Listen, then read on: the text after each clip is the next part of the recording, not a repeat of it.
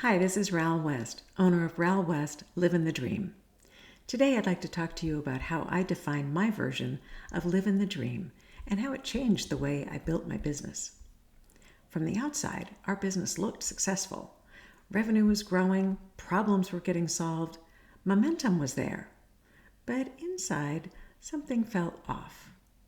We were busy and often exhausted, and the freedom we thought we had felt fragile, like it could disappear the moment the business needed us again. And then we realized something that changed everything. We had built a successful business, but we hadn't ever clearly defined what living the dream actually meant to us. So today I want to share the real story behind what living the dream means to me and how defining it changed the way we built every business after that. If you've ever felt trapped by the business you build, even though it looks successful, this conversation is for you. For a long time, we measured our success by our outputs: revenue, growth, momentum. What we didn't define was success in terms of how we wanted to live. And that's dangerous because when success is undefined, you end up chasing someone else's version of it, like more growth, more hustle, more scale, more pressure. Ambition isn't the problem, misalignment is. There was a moment that stopped us cold. We realized that if the business required us to be constantly present, constantly available, constantly solving problems, then we hadn't built freedom. We had built a very demanding job. Our dream was never about escaping responsibility. It was about having choice. Choice over time. Choice over our involvement. Choice over when we worked and when we didn't. And choice over travel and family and lifestyle. And once we got very clear on that, the way we built the business needed to change. Before we defined our version of the dream, we were making decisions reactively, like saying yes because opportunities showed up, or staying involved because it felt safer, and holding on to the tasks because no system existed yet. But working isn't the same as working for us, and defining the dream gave us a filter.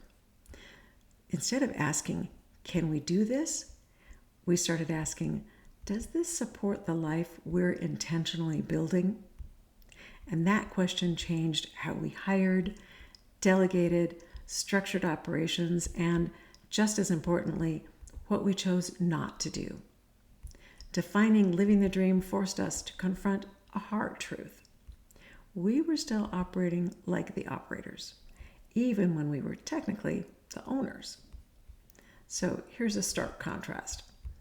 Operators solve, owners design.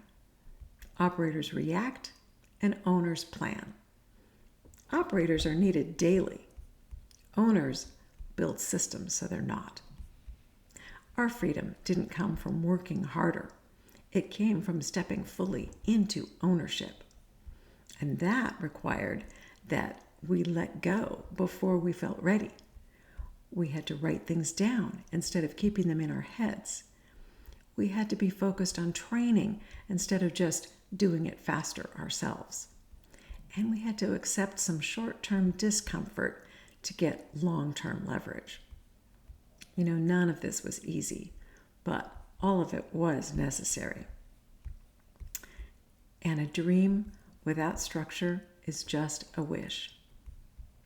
What made our freedom sustainable wasn't luck or timing, it was systems. The systems gave us the ability to reduce the company's dependence on us. Systems made delegation safe, and systems allowed our business to operate without our constant oversight. That's why we don't teach systems as productivity tools. We teach them as lifestyle tools. Every process needs to be documented, every role clarified, every policy defined. And each one of those buys us time, energy, and peace of mind. We didn't walk away from our business. We didn't abandon it. The business was still our baby, but it had learned how to walk on its own. And that's the point. When a business can operate without your constant presence, you gain options. Years later, we were able to sell our business because we had built it with intention and with systems, and we leveraged our team and our culture. And this process didn't stop with the big business we sold to Alaska Airlines. We've had to do this with every endeavor we've engaged in or even contemplated. Many opportunities have crossed our paths over the nearly 2 decades since we made the big sale to Alaska Airlines. And each time, we've had to assess not just the value of the opportunity in terms of a return on investment, but also in terms of its alignment with our values. And then, bottom line, does it support the lifestyle we want? When we decided to buy some small cruise ships many years ago, one of the first questions we asked ourselves was, how can we do this without it being too much work for us? The answer was leverage. We found a small cruise line that could operate and market the cruises for us, and that left us with a very passive investment opportunity. And yes, we ran the numbers, and we determined that the potential was worth the investment, and only then did we say yes. Later, we contemplated getting involved in multifamily real estate.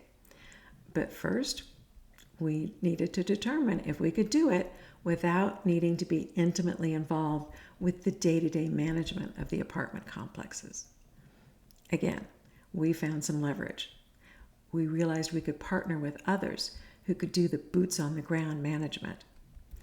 And again, after running the numbers and determining that the investment seemed sound, we were then ready to embark on this new business. Then years later, when I started my current business, Ral West, Living the Dream, I needed to have the ability to use leverage to minimize the amount of my time it would take, because I didn't want it to consume me to the point of interfering with our lifestyle. That was a high priority for me. And then a couple of years into it, I found that too much of my time was being consumed. And once again, I was feeling the pressure and exhaustion of our earlier business. So I needed to stop and assess and ask myself those same questions that I now teach to entrepreneurs. Does this support the lifestyle that I want? And that question led me to redesigning my business and the systems so that it could be more aligned with the way I want to live. For me, the monetary gain from a business, even one that is fueled by my passion, is not worth sacrificing my personal life. If my personal life is suffering, I can make different choices that will allow me to pursue my passion in ways that don't consume my life. And there are many ways to make money that don't involve having to work long, hard hours. So, this is the question that we come back to whenever work feels too heavy or misaligned. Is the way we're running the business still supporting the life we said we wanted? And if the answer is no, that's not a failure. That's feedback. Living the dream isn't just a destination. It's a series of choices that we make repeatedly. Businesses don't create freedom by accident. They create freedom by design. If this message resonated with you, I'd love to hear about it. And tell me, what does your version of living the dream actually look like? Drop it in the comments or send me a message. Or use this URL to book a call with me so we could talk about your business and what living the dream looks like for you. It's www.ralwest.com/let's talk. And are you ready to build a business that supports your version of living the dream? Are you ready to stop running your business like a job and start running it like a boss? Well, take a look at my new entrepreneurial mastermind program, Boss, Business Owner Success Strategies. And you can join the waitlist for it by going to this URL, boss.com/let's shop.ralwest.com. I'd love to see you there. Thank you so much for your time today, and I look forward to being in touch with you.